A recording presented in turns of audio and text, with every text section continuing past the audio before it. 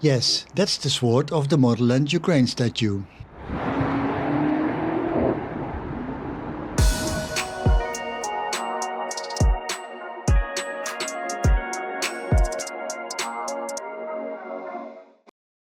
The weather has changed. There's a little bit of drizzle here, but does it really matter if you are next to the Motherland statue?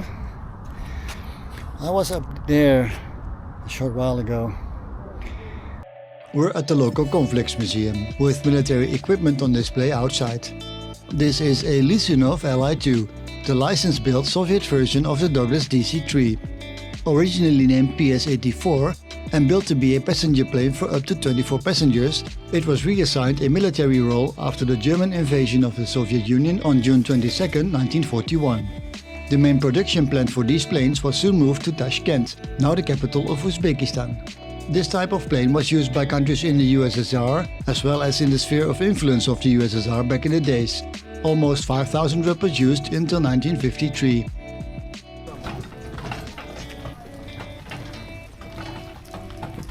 Some of it has left storage because it has been put to use by the Ukrainians. A wide variety of vehicles and wheeled weaponry is parked outside. You're free to walk around this area as long as you stay outside the fenced-off area. If you're interested in military history, there's more on display slightly to the north from here.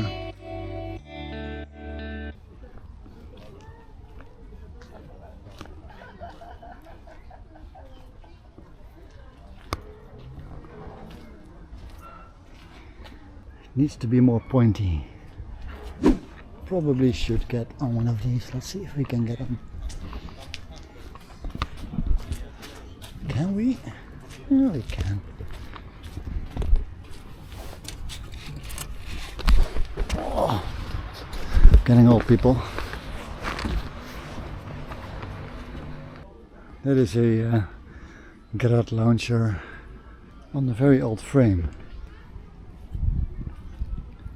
That's a BTR APC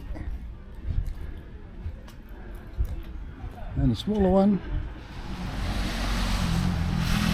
We've all seen the images of civilians being attacked by the Russians.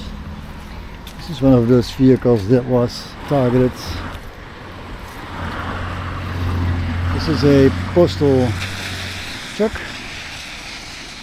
hit by all kinds of shrapnel. This minivan belongs to Nova Pochta, a private Ukrainian mail and courier company. This is a light truck with emergency armor attached to it. Possible, and even that they did it.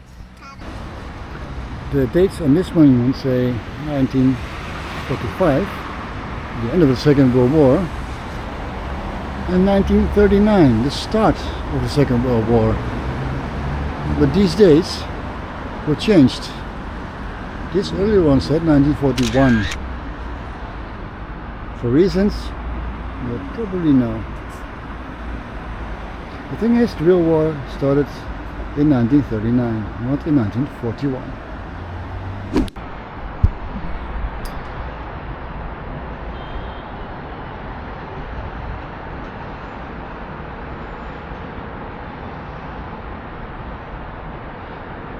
These are the fingertips of one of the hands of the Motherland statue in Kyiv.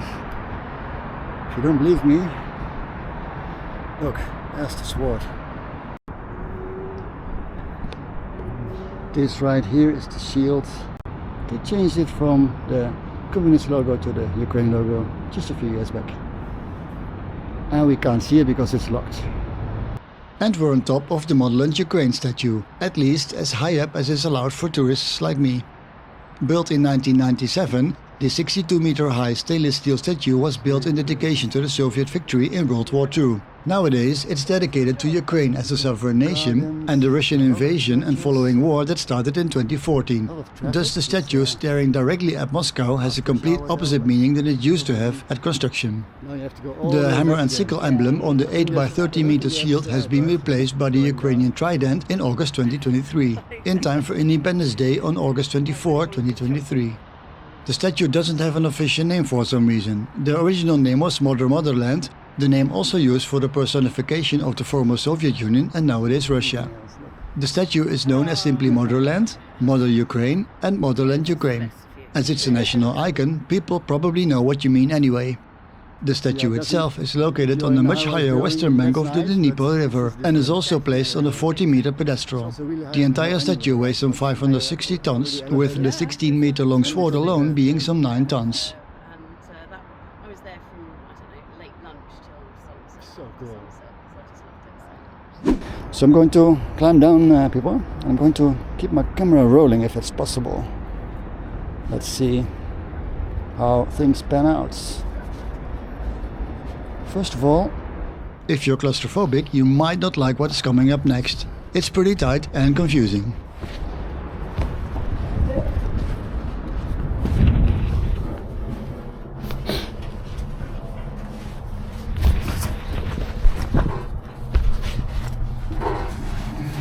Yeah, it's a little bit of a slide here.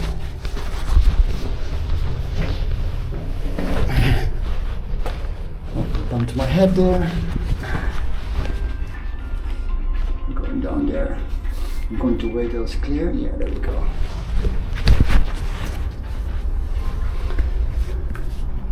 So these stairs will stop in a few steps. And then I have to make a slight turn.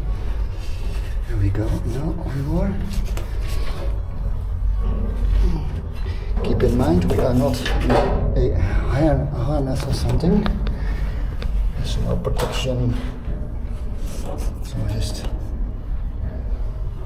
have to trust on your own hands.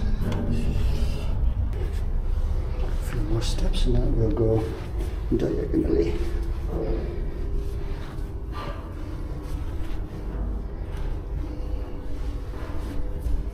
With a light every few meters, we make it down the thin iron stairs without any protection other than gloves, and that's because it's quite dusty inside. No elevators going up into the fist. There we have. Don't do what I did and stick your foot backwards. So it's up to the hand of Motherland. Some more stairs to go to get down to the first elevator.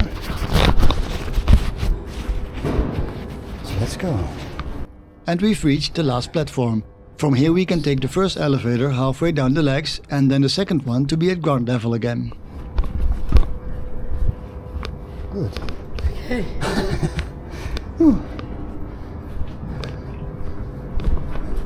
It wasn't that bad going down actually. No. It's, this small elevator barely fits 3 people. It's the top elevator actually. There's one right below it in the lower part of the legs of the statue. There's no way to confirm where you are though. There are no windows, only signs.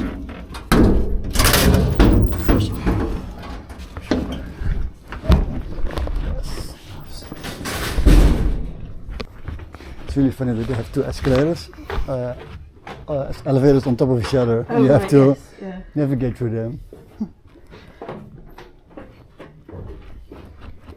Probably the longest one I could find at the time. Yeah, most likely. Or it's just too narrow at the top. But,